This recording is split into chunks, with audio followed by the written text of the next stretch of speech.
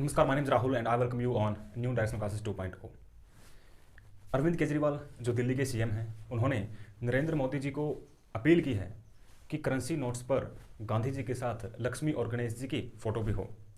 और उनके कहने के पीछे तर्क ये है कि जो भारत की इकोनॉमी है वो ठीक प्रकार से ग्रो नहीं कर पा रही है। गवर्नमेंट कुछ स्टेप्स ले रही है, लेकिन उसके बावजूद भी ठीक ठाक ही ग्रोथ देखने को मिल रही है।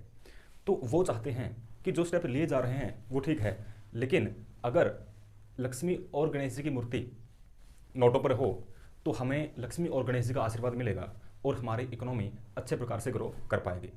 और जो इन्होंने कहा कि इकोनॉमी ग्रो नहीं कर पा रही है, आईएमएफ ने जो फोरकास्ट किया है वो ये है कि भारत की जो इकोनॉमी है वो फास्टेस्ट ग्रोइंग इकोनॉमी रहने वाली है। लेकिन उनका संकेत इस तरफ नहीं था। आप सबको शायद पता होगा कि जो डॉलर है वो स्ट्रांग होता जा रहा है और भारत का रुपया लगातार कमज़ोर हो रहा है। तो केजरीवाल जी का संकेत ये था कि ठीक है, इकोनॉमिक का फोरकास्ट अलग है, ग्रोथ का फोरकास्ट ठीक है, लेकिन रुपया लगातार गिर रहा है, इसको भी तो संभालना है। तो इसमें वो चाहते हैं कि लक्ष्मी जी और गणेश जी का आशीर्वाद मिले, रुपया क्या हो, थोड़ा सा मजबूत हो। अब देखिए, आप चाहे आईआईटी से पढ़े हों या आईटीआई से पढ़े हों, इतनी अंडरस्टैंडिंग सबके पास है कि जो भी कोई भी पॉलिटिकल लीडर अगर किसी विशेष धर्म या विशेष जाति को लेकर कोई भी टिप्पणी करता है तो उसके हजार कारण हों उसके पीछे, लेकिन एक मुख्य कारण जरूर रहेगा और वो है वोट बैंक को आकर्षित करना। तो कुछ लोग इनकी टिप्पणी को वोट बैंक को आकर्षित करने के नजरिए से भी देख रहे हैं। उनको लगता है कि ये टिप्पणी शायद हिंदू वोट बैंक को उनकी तरफ आकर्षित कर सकती है। इसमें मेरा कोई निजी व्यू नहीं है, ये वही है जो हम सब लोग पढ़ रहे हैं, सुन रहे हैं, जो हम देख पा रहे हैं कि शायद ऐसा संभव है। वास्तव में इसके पीछे कारण क्या है नहीं पता, किस उद्देश्य से उन्होंने ये टिप्पणी की है। क्योंकि देखिए, भारत एक सेकुलर कंट्री है और इसके नोटों पर किसी विशेष धर्म से संबंधित कोई भी फोटो, कोई भी सिंबल लगाना इतना आसान नहीं है और ये शायद उनको भी पता है। उसके बावजूद भी अगर उन्होंने टिप्पणी की है तो शायद कुछ ना कुछ लॉजिक होगा। अब इस इनकी जो टिप्पणी है उस पर उसमें से अलग अलग लोगों ने अपने हिसाब से अलग अलग चीज़ें निकाली हैं। जिनका इंटरेस्ट पॉलिटिकल गेम्स में है तो उन्होंने, जिनको पॉलिटिक्स करनी है, उन्होंने इसमें से उससे संबंधित स्टफ निकाल लिया है। हमें इसमें क्या पढ़ना है, क्योंकि हम पढ़ने वाले लोग हैं, तो हमें इसमें से देखना है कि इनकी टिप्पणी में से हमें सीखने के लिए क्या है, हमारे पढ़ने के लिए क्या है। किसी को क्रिटिसाइज करना है तो वो सारा सारा स्टफ इसमें है और वो लोग कर भी रहे हैं, लेकिन हमारा उद्देश्य वो नहीं है। जो उन्होंने बात कही कि रुपया गिर रहा है, हमारा ध्यान उस पर है कि रुपया क्यों गिर रहा है और क्या जो उन्होंने सलाह दी है क्या वो काम कर सकती है। तो इस वीडियो में हम डिस्कस करेंगे कि रुपये के गिरने के वास्तविक कारण क्या हैं, और अगर हम कारणों को जान पाएंगे तो शायद हम ये देख पाएंगे कि जो उन्होंने टिप्पणी की है वो कितनी कारगर साबित हो सकती है। तो चलिए स्टार्ट करते हैं। एक जो है वो है डॉलर इंडेक्स। डॉलर इंडेक्स लगातार बढ़ रहा है, जिसकी वजह से बाकी जो ग्लोबल करेंसीज हैं उनकी पिटाई चल रही है। अभी देखिए, जितना भी डॉलर इंडेक्स ज़्यादा होगा, ग्लोबल करेंसीज उतना ही नीचे गिरेंगे, डॉलर उतना ही क्या होगा, स्ट्रांग होगा। तो अभी हाल ही में क्या चल रहा है कि डॉलर इंडेक्स राइज कर रहा है लगातार, जिसकी वजह से बाकी सभी करेंसी पर इसका इफेक्ट महसूस कर पा रहे हैं। अभी अगर हम बात करते हैं डॉलर इंडेक्स की, तो डॉलर इंडेक्स है रिलेटिव स्ट्रेंथ और वीकनेस ऑफ डॉलर, कि डॉलर कितना स्ट्रांग है या कितना कमजोर है बाकी करेंसीज की तुलना में, उसको हम कहेंगे डॉलर इंडेक्स। और जो बाकी करेंसीज हैं इसमें 6 करेंसीज मेनली हैं, और ये वो करेंसीज हैं उन देशों की करेंसी जिनके साथ यूएसए का ट्रेड सबसे ज़्यादा है। तो जो लार्जेस्ट ट्रेड पार्टनर है यूएसए के, वो इस बास्केट में शामिल हैं। Euro, pound, Canadian dollar, Swedish krona, Swiss franc, और अभी जो इन दोनों को रिप्लेस करने जा रहे हैं वो है युआन और मैक्सिकन पैसो, क्योंकि इनके साथ यूएसए का ट्रेड ज़्यादा है इनकी तुलना में, तो इनको अब रिप्लेस करने जा रहे हैं ये दोनों। इसका रिप्रेजेंटेशन है DXY से, जैसे हमारे यहाँ RBI है, यूएसए में क्या है, फेडरल बैंक। तो फेडरल बैंक के द्वारा 1973 में इसको लाया गया था, और लाया क्यों गया था, क्योंकि उस समय पर जो OIC है इन्होंने ऑयल प्रोडक्शन बहुत कम कर दिया था, लगभग ना के बराबर ऑयल प्रोड्यूस करना इन्होंने शुरू कर दिया था, और उसकी वजह से गोल्ड के प्राइसेस बहुत ज़्यादा बढ़ गए और डॉलर के प्राइस हुए बहुत कम। तो उस समय पर डॉलर को स्टेबल करने के लिए डॉलर इंडेक्स लाया गया था। अभी हम देखते हैं कि देखिए, डॉलर इंडेक्स का सीधा संबंध किससे है, जो लोकल करेंसीज है। डॉलर इंडेक्स ज़्यादा, करेंसीज की वैल्यू कम, तो डॉलर इंडेक्स किस पर डिपेंड करता है, इसी पर डिपेंड करेंगी कि लोकल करेंसीज की वैल्यू क्या रहेगी। तो अभी देखते हैं कि डॉलर इंडेक्स किस पर डिपेंड करता है, कौन कौन से फैक्टर्स पर ये डिपेंड करता है। तो डॉलर इंडेक्स मेनली डिपेंड करता है इंटरनेशनल ट्रेड। अब देखिए इंटरनेशनल ट्रेड पर कैसे डिपेंड करता है, क्योंकि जो भी इंटरनेशनल ट्रेड है जितना भी है वो सारा का सारा डॉलर में चल रहा है। किस में है? डॉलर में। अगर मुझे बाहर जाकर कुछ भी खरीदना है तो मैं किस में खरीदूंगा? डॉलर में। इन्वेस्टमेंट करनी है किस में होगी? डॉलर में। तो अगर इंटरनेशनल ट्रेड डॉलर में है तो ऑब्वियस है कि डिमांड क्या रहेगी? ज़्यादा। अगर हम इंटरनेशनल ट्रेड मान लो कि अभी जैसे चर्चा में था कि भारत और रसिया रुपये रूबल में ट्रेड करेंगे, उसकी वजह से क्या होगा कि भारत के लिए जो डॉलर है उसकी सप्लाई ठीक ठाक रहेगी, क्योंकि भारत के लिए डिमांड क्या होगी? उसकी थोड़ी सी कम होगी। अब अगर हम रुपये रूबल में ट्रेड करेंगे तो डॉलर बीच से हट गया तो उसकी डिमांड क्या होगी? कम होगी। अगर उसकी डिमांड कम होगी तो डॉलर इंडेक्स क्या होगा? नीचे आएगा। तो इस डॉलर इंडेक्स के राइज होने के प्रभाव से बचने के लिए इंडिया प्रेफर कर रहा है कि जो ट्रेड है वो अदर करेंसीज में हो, ताकि अभी देखिए अगर मान लो कि $1 इज इक्वल टू 70 रुपीज़, ये एक्सचेंज रेट है, मान लो 17 रुपीज़। इसका मतलब क्या है कि मुझे 70 रुपीज़ देकर खरीदना पड़ेगा $1। अब भारत के बाहर मुझे अगर कुछ भी इन्वेस्टमेंट करनी है, कुछ भी खरीदना है, तो मुझे डॉलर खरीदने पड़ेंगे पहले। अब अगर $1 मिल रहा है 70 का, तो मैं यहाँ से कितने पे करूँगा? 70 रुपीज़।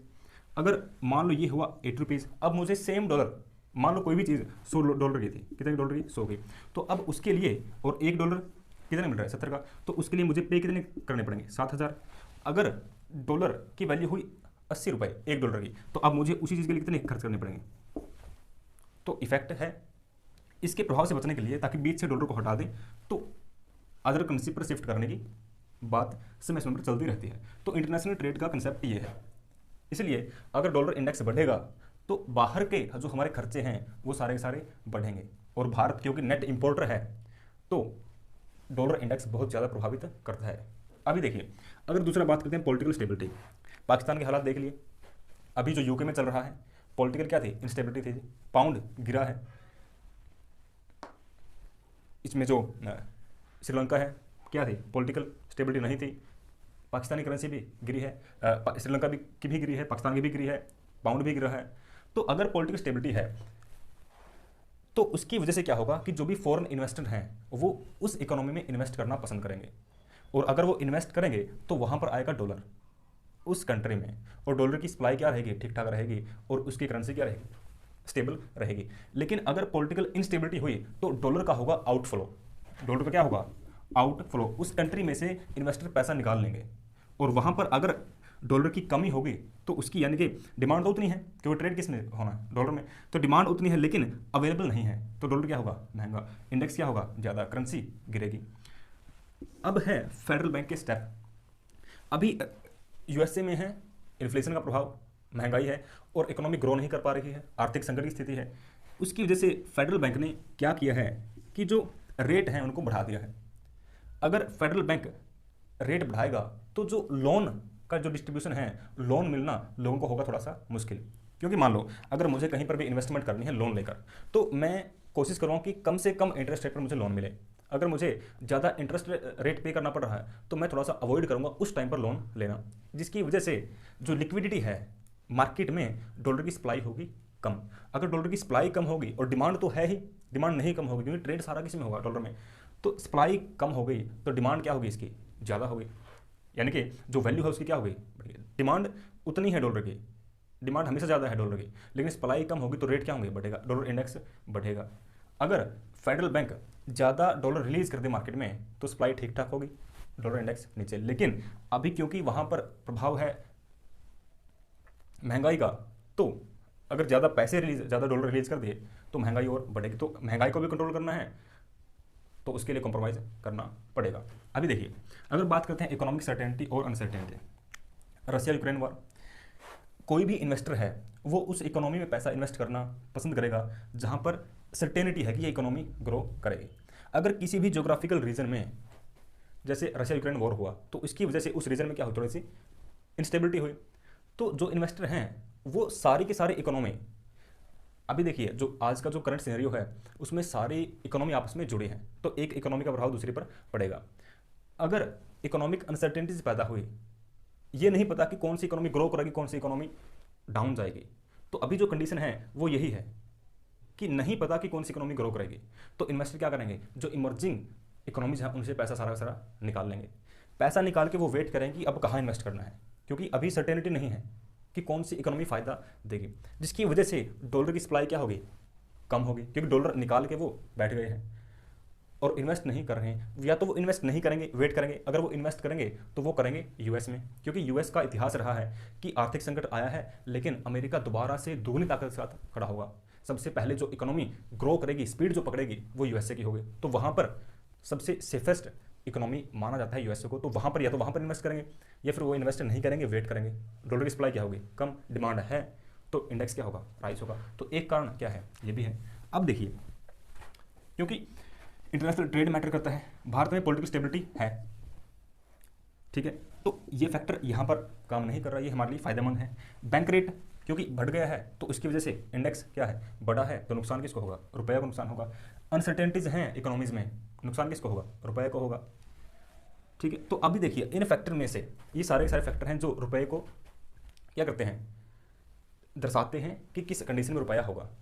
अगर फेडरल बैंक थोड़े से स्टेप्स ठीक ठाक ले ले जिससे कि सप्लाई बढ़े और वहाँ पर भी जो महंगाई है वो कंट्रोल में रहे, तो सप्लाई बढ़ने के बाद इंडेक्स थोड़ा सा कम होगा। और इसके बारे में एक चीज़ जो हमारी रह गई, तो इसका जो बेस है उसको हम लेते हैं 100 से अगर ज़्यादा हुआ तो इंडेक्स क्या है, राइज हुआ है। अगर कम हुआ है तो इंडेक्स क्या है, कम हुआ है। अगर इसकी वैल्यू 100 के आसपास है यानी कि +-5 तो ये ठीक ठाक है, कोई समस्या की बात नहीं। लेकिन अगर इससे ज़्यादा बढ़ेगा या कम होगा तो फिर जो ग्लोबल करेंसीज हैं उनको उसका प्रभाव का सामना करना पड़ेगा। अगर इन सबको देखकर, ये सारे फैक्टर हमने देख लिए, अगर इनको देखकर आपको लगता है कि केवल नोट के ऊपर कोई भी फोटो लगा देने से कुछ सुधार हो सकता है, तो शायद जो केजरीवाल जी की जो टिप्पणी है, जो उन्होंने अपील की है, उस पर अमल करना चाहिए। अगर आपको लगता है कि ये फैक्टर उसकी जो उनकी जो अपील है कि नोटों पर कोई भी लक्ष्मी गणेश या किसी भी देवी देवता की फोटो लगाने से ये सारे फैक्टर का प्रभाव हम काउंटर कर पाते हैं, तो आप सोचिए, विचार करिए। अगर नहीं, आपको लगता है कि नहीं हमें इन्हीं पर काम करना पड़ेगा तभी जो रुपया है वो स्ट्रांग हो पाएगा, क्योंकि इंटरनेशनल मार्केट का प्रभाव है भारत की मार्केट पर भी, तो वहाँ पर जो चलेगा वहीं भारत में चलेगा। तो ये सारा हमने इसमें डिस्कस कर लिया। अब आप कमेंट बॉक्स में लिख सकते हैं अगर इच्छा हो कि उनका जो भी कथन है, जो भी अपील है, वो कितनी सही है, कितनी तथ्यों से जुड़ी हुई है। So this is the end of the video. Thank you and have a nice day.